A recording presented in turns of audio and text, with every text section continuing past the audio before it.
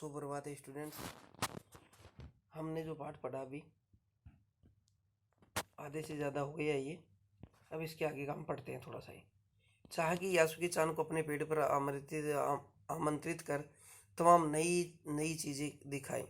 मैं यासुकी चान है वो अपने पेड़ पर आमंत्रित करके उनको तमाम नई चीज़ें दिखाना चाहती थी, पर वह रोई नहीं। उसे डर था कि उसने रोने पर यासुकी चान भी रो पड़ेगा। यानी कि तोतो चान ये सोच रही थी कि अगर तू रोई तो यासुकी चान भी रोने लगेगा। उसने यासुकी चान का पोलियो से पिचकी और अकड़ी उंगलियों वाला हाथ अपने हाथ में थाम लिया।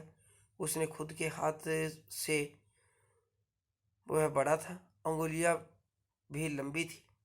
देर तक तोतो चान उसका हाथ थामे रही, तब बोली, तुम लेट जाओ, मैं तुम्हें पेड़ पर खींचने की कोशिश करूंगी। यानी कि तिपाई के ऊपर तो चढ़ जाते हैं, लेकिन पेड़ के ऊपर कैसे जाया जाए। अब वो कहती है कि तुम इस पर लेटो, मैं तुम्हें ऊपर खींचने की कोशिश करती हूँ। उस समय द्विशाखा पर खड़ी तोतो चान द्वारा यासुकी चान को पेड़ की ओर खींचते समय कोई खड़ा देखे तो वह जरूर डर के मारे चीख उठता। उसे वे सच में जोखिम उठाते ही दिखाई देते, पर यासुकी चान को तोतो चान पर पूरा भरोसा था और वह खुद भी यासुकी चान के लिए भारी खतरा उठा रही थी। अपने नन्हे नन्हे हाथों से वह पूरी ताकत से यासुकी चान को खींचने लगी। बादल का एक बड़ा सा टुकड़ा बीच में छाया करके उसे कड़कती धूप से बचा रहा था। काफी मेहनत के बाद दोनों आमने सामने पेड़ की दिव्य शाखा पर थे। पसीने में तरबतर अपने बालों और चेहरे पर से हाथ से हटाते हुए तोतो चान ने सम्मान में झुककर कहा, मेरे पेड़ पर तुम्हारा स्वागत है। तोतो चान क्या कहती है उसको कि ये मेरा पेड़ है और मेरे पेड़ पर मैं तुम्हारा स्वागत करती हूँ। इस प्रकार से कई देर की मशक्कत के बाद में वो पेड़ पर चढ़ने में कामयाब हुए। अब आगे देखिए क्या होता है कि दोनों पेड़ पे चढ़ने में कामयाब हो जाते हैं, आराम से जाकर के बैठ जाते हैं। यासुकी चान को सहारे यासुकी चान को सहारे खड़ा था। कुछ झिझकता हुआ वह मुस्कुराया। तब उसने पूछा, क्या मैं अंदर आ सकता हूँ? उस दिन यासुकी चान ने दुनिया की नई झलक देखी जिसे उसने पहले कभी न देखा था। तो ऐसा होता पेड़ पर चढ़ना, यासुकी चान ने खुश होते हुए कहा। यानी कि जो विकलांग था वो बेचारा कभी पेड़ पे नहीं चढ़ सकता था, लेकिन फिर भी वो तोतो चान की मेहनत से पेड़ पर चढ़ने में सफल हुआ, इसलिए उसकी खुशी का कोई ठिकाना नहीं रहा।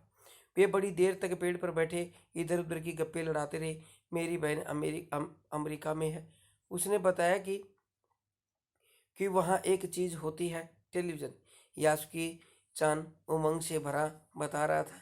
वह कहती है कि जब वह जापान में आ जाएगा तो हम घर बैठे बैठे ही सुमो कुश्ती देख सकेंगे। वह कहती है कि टेलीविज़न एक डिब्बे जैसा होता है। कि उसकी बहन है वो अमेरिका रहती है, वो ये बताती है कि उसका जो टीवी है वो डिब्बे के जैसा होता है। तो चान उस समय यह तो न समझ पाई कि यासुकी चान के लिए जो कहीं भी दूर तक चली नहीं सकता था, घर बैठे चीज़ों को देख लेने में क्या अर्थ होंगे। वह तो यह भी सोचती रही कि सुमो पहलवान घर में रखे किसी डिब्बे में कैसे समा जाएंगे। उसका आकार तो बड़ा होता है, पर बात उसे बड़ी लुभावने लगी। उन दिनों टेलीविज़न के बारे में कोई नहीं जानता था। पहले पहल यासुकी चान ने ही तोतो चान को उसके बारे में बताया था। पेड़ मानो गीत गा रहे हैं और दोनों बेहद खुश थे। यासुकी चान के लिए पेड़ पर चढ़ने का यह पहला और अंतिम मौका था। ये जो पाठ है इसके लेखक है तेलसुको कुरियानागी, अनुवादक पूर्व याजिक कुशवाड़ा ने किया है। तोतो चान विश्व साहित्य की अमूल्य निधि हैं जो मूलतः जापानी भाषा के में लिखी गई हैं। उसका अनुवाद विश्व के कई भाषाओं में हो चुका है। यह एक ऐसी अद्भुत पाठशाला है, उसको पढ़ने वाले बच्चों की कहानी है।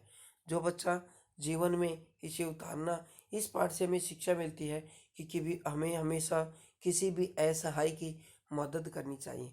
जिस प्रकार से तोतो चान ने एक विकलांग यासु चान को पेड़ पर चढ़ने में मदद की, उसकी भावनाओं की उसने सम्मान किया। इसके साथ ही आपका ये पाठ समाप्त होता है।